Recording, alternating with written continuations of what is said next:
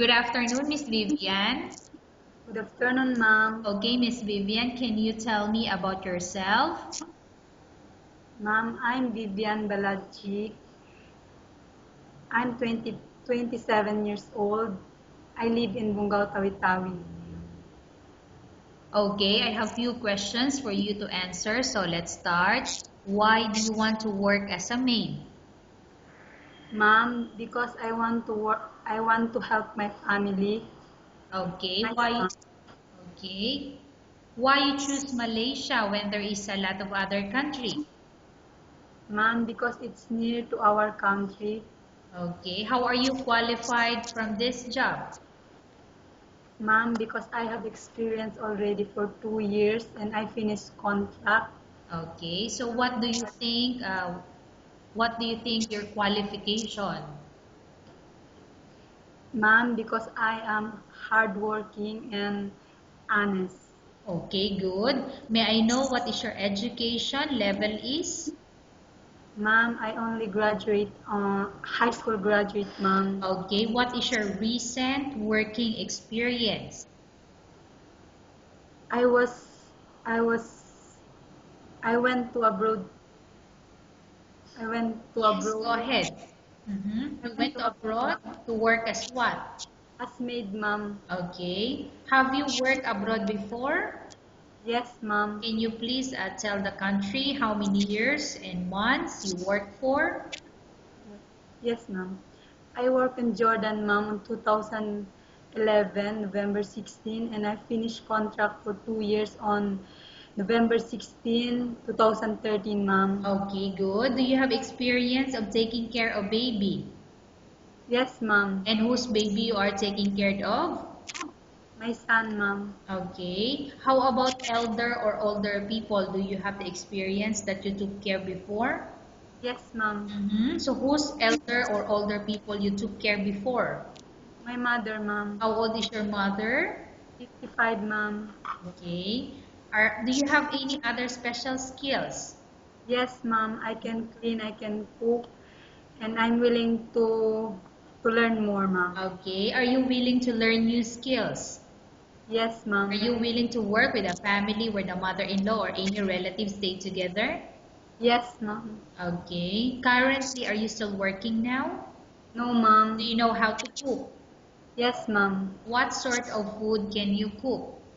Filipino food, ma'am. Can you give me example? What are those Filipino food that you can cook? Adobo, ma'am. Okay. Are you aware that you will have to do washing, cleaning, ironing, and cooking? Yes, ma'am. From all the house chores like cooking, cleaning, ironing, and washing, which do you like most? Cleaning, ma'am. If ever you were selected to work in Malaysia, who will take care of your kid? My parents, ma'am. You are not allowed to use handphone or cell phone during working hours. Yes, ma'am. You are only allowed to use handphone or cell phone after you finish all the works and when going to bed. Yes, ma'am. You are strictly needed to surrender the handphone to your employer in the morning, and your employer will return back to you once you're going to bed. Yes, ma'am. If ever your employer finds out that you're abusing your handphone and it's affected your work performance, your employer will confiscate your handphone and you're not allowed to hold it anymore. Instead, your employer will allow you to call to your family 3 times in a month. You're only allowed to bring normal phone and you're not allowed to bring smartphone. Are you agreed for the terms and condition? Yes, ma'am. Are you agreed to the rules and regulation for the handphone? Yes, ma'am. How many years is the contract as you agreed and understand? 2 years, ma'am. Can you describe for me your ethics or your attitude? I am hardworking, ma'am, and honest. Okay. How can you assure to us that you will work hard in Malaysia? What will you do? I will do my best, ma'am, and finish my contract for 2 years. Okay. Can you promise not to use the telephone without the permission of your employer? Yes, ma'am. Okay. Can you promise not to put on makeup but to dress properly while work? Yes, ma'am. Can you promise not to ask for advance salary from your employer under any circumstances?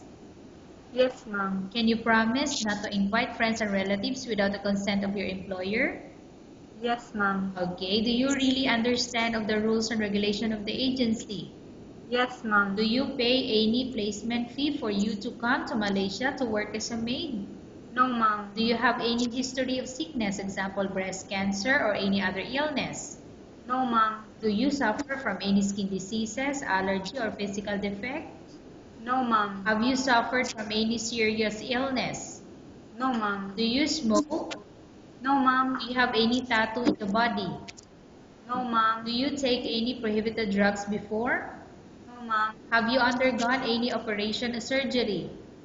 No, ma'am. Are you medically fit? Are you fit to work? Yes, ma'am. Are you in any medication? No, ma'am. Are you allergic with any food? No, ma'am. Are you prepared to work for the employer of any race? Yes, ma'am. Okay. Are you prepared to eat the type of food taken or given by your employer? Yes, ma'am. Are you afraid of being left alone in the house? No, ma'am. Are you afraid of dogs or other pets? No, ma'am. Okay. Can you promise to work according to instruction from your employer? Yes, ma'am. Do you have any immediate family working in Malaysia? No, ma'am. Okay, Miss Vivian, we have finished our question section. Let's go to case study. I have a case study for you and I want you to answer me truthfully.